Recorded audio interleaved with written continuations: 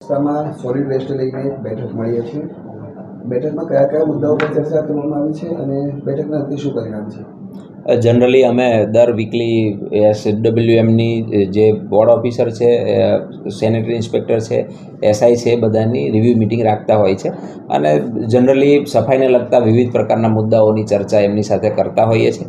ખાસ કરીને હવે ચોમાસાની સિઝન છે એટલે સાફ સફાઈ વ્યવસ્થિત થાય અને એ બાબતે શું કાળજી લેવી જોઈએ, શું તકેદારી રાખવી જોઈએ એના સંદર્ભમાં ચર્ચા કરી આ વખતે.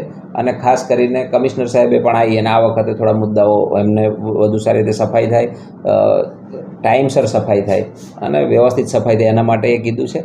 અને આગામી જે યોગ દિવસ છે એની તૈયારીના ભાગરૂપે એમણે જે કરવાની કામગીરી એની પણ આ વખતે થોડી ચર્ચા કરવામાં આવી છે. સર, જ્યાં જ્યાં સ્વચ્છતાનો અભાવ જોવા મળ્યો છે ત્યાં દંડાત્મક કાર્યવાહી કે નોટિસ આપવાની કોઈ કાર્યવાહી પણ?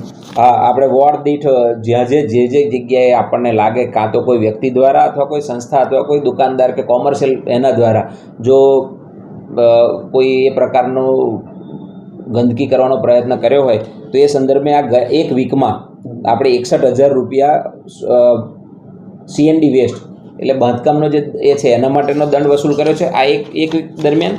અને 64,800 રૂપિયા એ ગંદકી કરનારને નોટિસ આપી અને એની પાસેથી વસૂલ કરેલ છે એક વીકમાં. સર, SSG હોસ્પિટલને પણ નોટિસ આપવામાં આવી છે?